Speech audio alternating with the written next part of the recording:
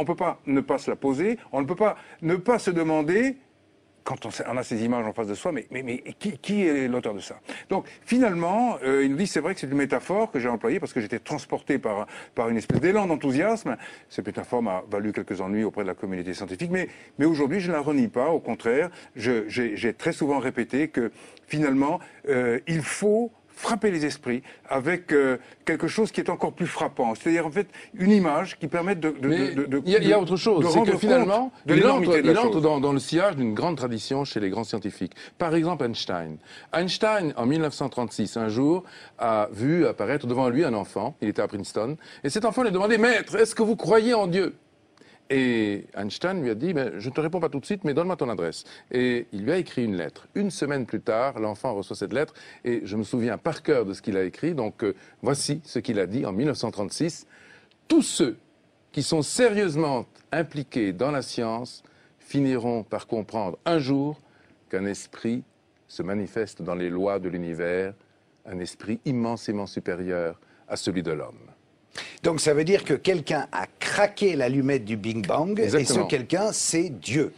Alors, ça pose la question. Ça pose la question. Parce que, voilà, d'ailleurs, à propos de l'allumette, le grand Stephen Hawking pose une belle question. Il dit, mais qui donc a mis le feu aux équations? C'est vrai, qui a mis le feu aux équations? On constate deux choses quand on regarde le Big Bang. Et ceux qui aujourd'hui, avec le satellite Planck, et hier avec le satellite Kobe, donc c'était George Smoot en 90, tous ceux qui ont contemplé cette première lumière se posent la question. Il y a un immense torrent d'énergie qui se déverse dans le vide, qui se déverse dans le néant au moment du Big Bang. Mais d'où vient cette énergie? C'est la première question. Et deuxième question, on voit qu'à ce moment-là, tout est extrêmement bien réglé.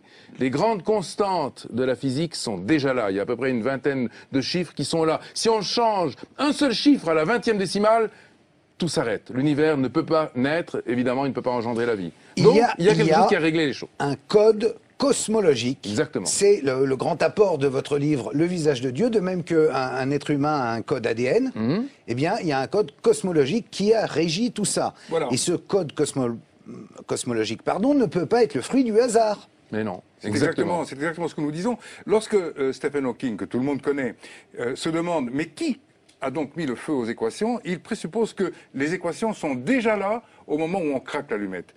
Et nous disons exactement la même chose. Nous disons, et ça c'est en fait, nous avons passé à peu près 10 ans à réfléchir et à travailler sur ces questions-là au travers de nos thèses, une thèse en mathématiques pour Reshka et en physique théorique pour moi. Nous sommes allés au fond de cette question.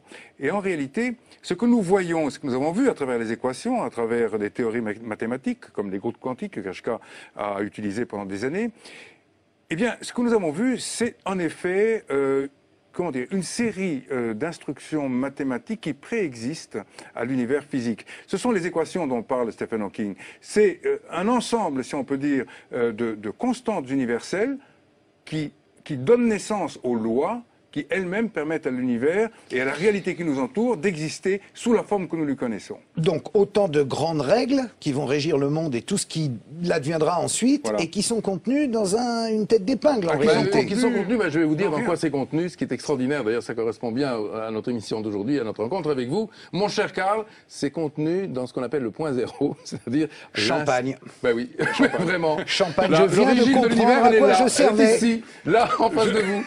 Il l'a toujours su. Il l'a toujours su. Je le savais, mais vous avez un détracteur qui dit le fait qu'il y ait il s'appelle Christian Nietschlem, et il dit le fait qu'il y ait un commencement n'implique pas forcément l'existence d'une divinité créatrice. La mécanique quantique nous montre qu'à partir de rien, il peut parfaitement apparaître quelque chose.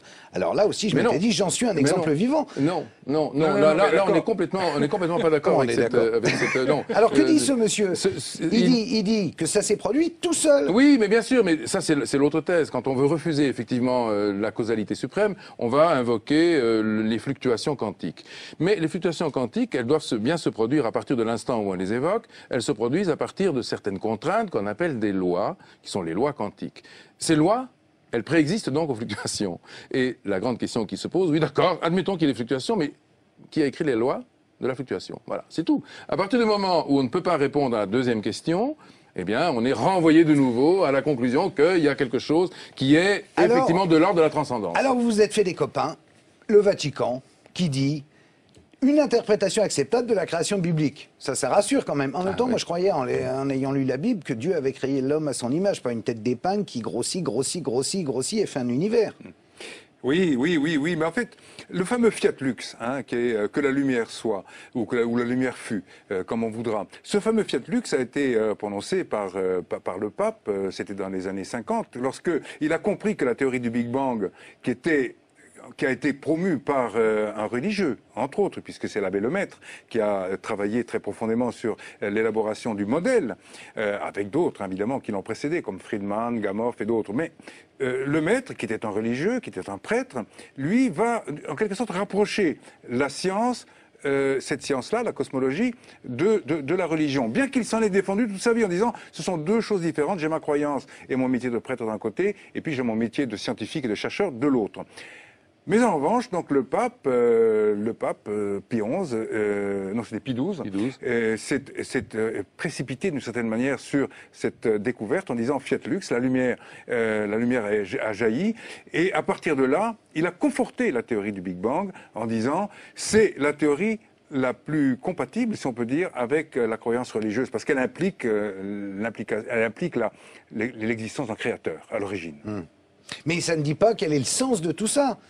Même si Dieu a été au départ de tout, ça ne dit pas ce qu'on fait là et à quoi on sert. Ce qui est extraordinaire, c'est que finalement, dans l'ensemble des lois dont on a parlé tout à l'heure, dans ces écritures qui sont de type mathématique, dans ce code, vous avez évoqué l'idée d'un code cosmologique qui est là. Ah bah ça, c'est vous qui apportez ça. Oui, alors effectivement, c'est nous qui l'avons effectivement, le code cosmologique, je l'ignorais jusqu'à la découverte du visage de Dieu. Oui, c'est vrai. Mais ce code cosmologique, j'ai pas perdu ma journée. Il contient... c'est important. Il contient beaucoup de choses. Il contient l'univers tout entier. Et si on considère que l'idée d'un code est valide, c'est une hypothèse, elle est effectivement probablement plus intéressante et probablement plus robuste que d'autres hypothèses. Vous savez que la concurrence immédiate est donnée à ce qu'on appelle la théorie des univers multiples, où on aurait une infinité d'univers, et dans une infinité d'univers, il y en a bien un dans lequel... Multivers. Les multivers, exactement. Mais bravo. J'ai bossé les gars, vous rigolez quand même. Bien travaillé.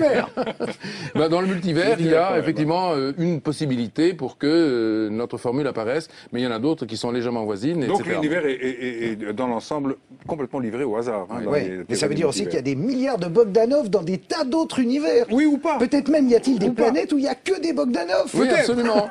Peut-être. Il y a peut-être 0-0 aussi. Ah, ça serait une sorte de cousin. C'est un cousin, exactement. Sorte de 0-0. Mais pour revenir à la question que vous avez posée, à savoir à quoi ça sert tout ça. Ben oui. Question de fond. Cette question, en fait, renvoie à une question fondamentale qui est: est-ce que l'univers a un sens? Et on se rend compte, en examinant son évolution depuis l'origine jusqu'à aujourd'hui, qu'en effet, l'univers a un sens parce que il illustre, à travers son évolution, toute l'histoire de la complexité. Lorsque l'univers apparaît à l'instant du Big Bang, il est extrêmement très simple. C'est un univers qui est composé de particules élémentaires. En revanche, quelques centaines de millions d'années après, en se refroidissant, en perdant de l'énergie, l'univers devient de plus en plus complexe. Il engendre des étoiles, il engendre les galaxies, plus tard les planètes, etc. D'abord, il engendre des étoiles de première génération qui vont exploser, qui vont fabriquer des éléments lourds. Ensuite, ce sont des planètes, des petits soleils qui apparaissent. Et puis, à un moment donné, 4,5 milliards d'années, il y a 4,5 milliards d'années, sur la Terre, eh bien, la vie apparaît. Bon. Tout ça illustre l'aventure de la complexité. Nous sommes aujourd'hui, au fond, dans une situation où l'univers est beaucoup plus complexe qu'au début. Ça veut dire qu'il a un sens, et ça veut dire que, en réalité, cette histoire de la complexité ne va pas s'arrêter. Ça veut dire qu'à chaque instant, de constater cette complexité qui augmente et cette transformation d'une matière élémentaire et désorganisée en quelque chose de plus en plus organisé. Et tout ceci en regardant à l'origine une information qui est, elle, infiniment riche, infiniment symétrique, en quelque sorte, et harmonique. Voilà. C'est-à-dire qu'en réalité, l'univers, dans toute sa longue histoire, va accomplir l'information du départ. C'est-à-dire qu'en fait, d'une certaine manière, l'univers va se spiritualiser. C'est exactement ce qui nous arrive à nous dans la vie de tous les jours. C'est-à-dire qu'aujourd'hui, le Carl Zero que j'ai en face de moi est beaucoup plus informé, beaucoup plus spiritualisé d'une certaine manière que le Carl Zero bébé, qui ne savait pas parler, qui ne savait Igor, rien. je te le confirme, mais nous devons rendre l'antenne. Non pas parce que nous avons fatigué les téléspectateurs, mais parce que, après, il y a les infos, c'est normal, info 360, le visage de Dieu, c'est la 3 ou la 4, je ne sais pas, je fais la 4. Un livre absolument formidable à lire d'urgence, c'est à la fois poétique et en même temps très informé. Vous l'avez et simple. Ça n'est pas rébarbatif, on pourrait croire, mais pas du tout, c'est passionnant. Bravo les gars, merci d'être venus sur BFM TV. Merci.